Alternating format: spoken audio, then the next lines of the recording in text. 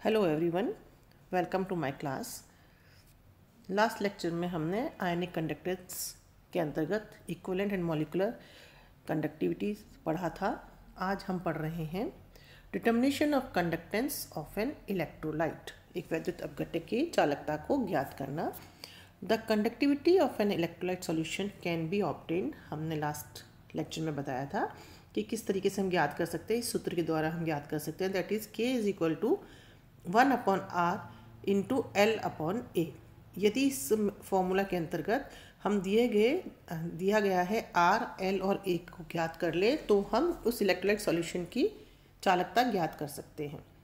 The resistance of the solution in the cell is that is R is usually measured by means of Wheatstone bridge method. किस विधि के द्वारा ज्ञात करते हैं हम? व्हीटस्टोन ब्रिज विधि के द्वारा ज्ञात कर सकते हैं, जिसको कि हम सभी साइंस के स्टूडेंट्स 12th तक की पढ़ाई में पढ़ के आ चुके हैं। उसका हम उपयोग यहाँ पर कर रहे हैं।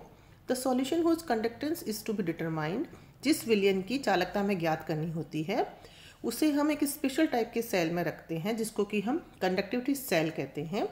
ये कई तरह के होते हैं, जिसका कुछ के सचित्र विवरण आपके सामने दिया जा रहा है चित्र के द्वारा।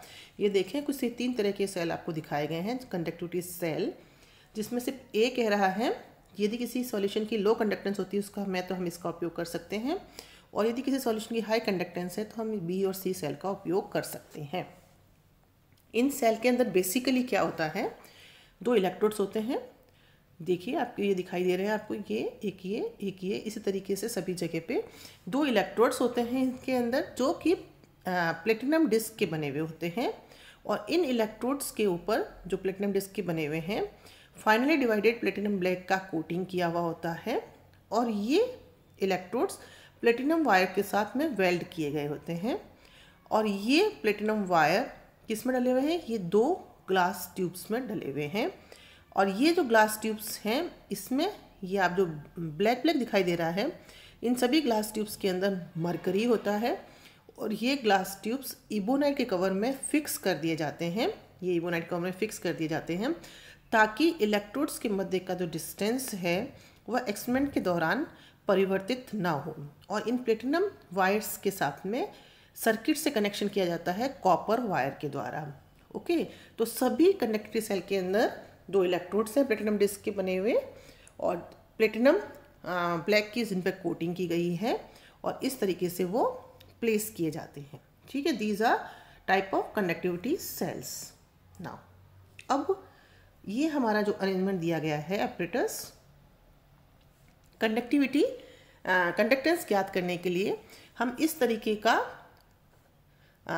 ऑपरेटर्स का अरेंजमेंट करते हैं, जिसमें आप देखें कि, और इसमें हम क्या करते हैं, सोर्स ऑफ AC मतलब डायरेक्ट करंट का इस्तेमाल नहीं करते हैं, बिकॉज यदि हम डायरेक्ट करंट का इस्तेमाल करेंगे चालकता ज्ञात करने के लिए तो ये इलेक्ट्रोलाइट सॉल्यूशन का डिकम्पोजिशन कर सकता है। इसलिए हम डायरेक्ट करंट की जगह alternative current source of AC use करते हैं। और व्हीटस्टोन ब्रिज में हम गैल्वेनोमीटर का इस्तेमाल करते आए हैं, और इस जगह पे यहाँ हम चालकता ज्ञात करने के लिए गैल्वेनोमीटर की जगह हम हेडफोन का इस्तेमाल करते हैं। ठीक है, और दिस इज़ द एपरेटस जो आपके सामने दिखाई दे रहा है। इसमें क्या है, ये AB क्या है, एक हमारा वायर है, यूनिफॉर्म थिकनेस का वायर है, और ये प्लेटिनॉइड और मैग्नीन का वायर होता है। ये प्लेटिनॉइड या मैग्नीन का वायर है यूनिफॉर्म थिकनेस का, जो कि 1 मीटर, A से B की जो लेंथ है वो कितनी है, 1 मीटर स्केल है, उस पर यह बंधा हुआ होता है। ठीक है, और यह पूरा ब्रिज जो है, जिससे हमने ये भी आपको बताया कि हम इसको suitable source of alternative current से कनेक्ट करते हैं। ठीक है, इसकी एक भुजा में ये एक भुजा बना रही है व्हीटस्टोन ब्रिज की, ये एक भुजा बना रही है व्हीटस्टोन ब्रिज की, और ये सामने जो दिखाई दे रहा है AB, ये आपकी इस हेडफोन X लगने से, जो X है वो क्या इंडिकेट कर रहा है, एक पॉइंटर है जो कि इस पूरे मीटर स्केल पर घूम सकता है, और AX और BX ये जो है वह व्हीटस्टोन ब्रिज की अलग अलग एक भुजा इंडिकेट कर रही हैं। तो RB क्या है, रेजिस्टेंस बॉक्स, मतलब एक भुजा में हमने क्या लगाया, रेजिस्टेंस बॉक्स, और एक भुजा में क्या लगाया हमने, कंडक्टिविटी सेल, जो कि एक थर्मोस्टेट में रखा हुआ है, जिससे कि उसका तापमान स्थिर रहता है।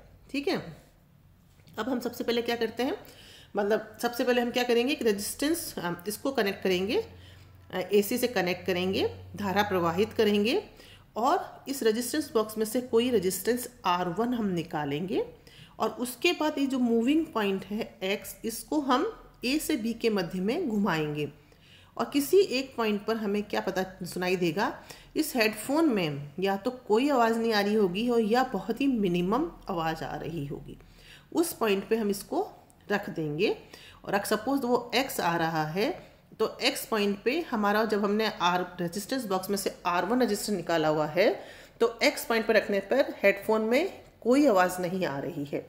इन दैट कंडीशन हम AX और XB को नाप लेंगे और ये हम कहेंगे कि इस कंडीशन में जो व्हीटस्टोन ब्रिज है वो हमारा बैलेंस्ड है और हमारे पास जो एक रिलेशन आ जाएगा, वो क्या रिलेशन आ जाएगा, that is resistance of the solution in the cell upon R1।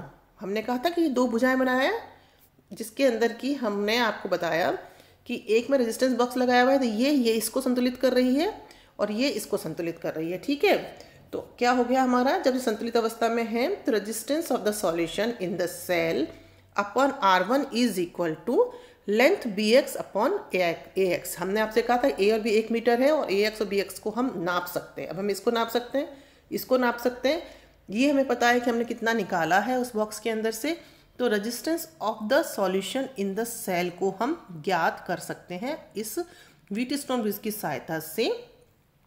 और हम जो रेजिस्टेंस बॉक्स में से रेजिस्टेंस निकालेंगे, इसमें हमें ये सावधानी रखनी है कि जो हम रेजिस्टेंस बॉक्स में से रेजिस्टेंस निकालेंगे वो कुछ इस तरीके का निकाले कि वो जो नल पॉइंट है, दैट इज हेडफोन में जो आवाज़ मिनिमम सुनाई दे रही है या नहीं सुनाई दे रही है, वह A और B के मध्य में आए। इस तरीके से हमें सही रिजल्ट्स मिलेंगे। ये तो R हमने निकाल लिया, resistance of the solution in the cell, और इसके अंदर जो हमने सूत्र लिखा है R हमने इस व्हीटस्टोन ब्रिज की सहायता से निकाल लिया। L हमें पता है क्योंकि हमने इलेक्ट्रोड्स को फिक्स कर दिया है, तो हमें L मालूम है और एरिया और क्रॉस सेक्शन हमें इलेक्ट्रोड का पता है। तो हम इस सूत्र की सहायता से किसी भी इलेक्ट्रोलिक सॉल्यूशन की चालकता ज्ञात कर सकते हैं। That's all for today. Thank you so much.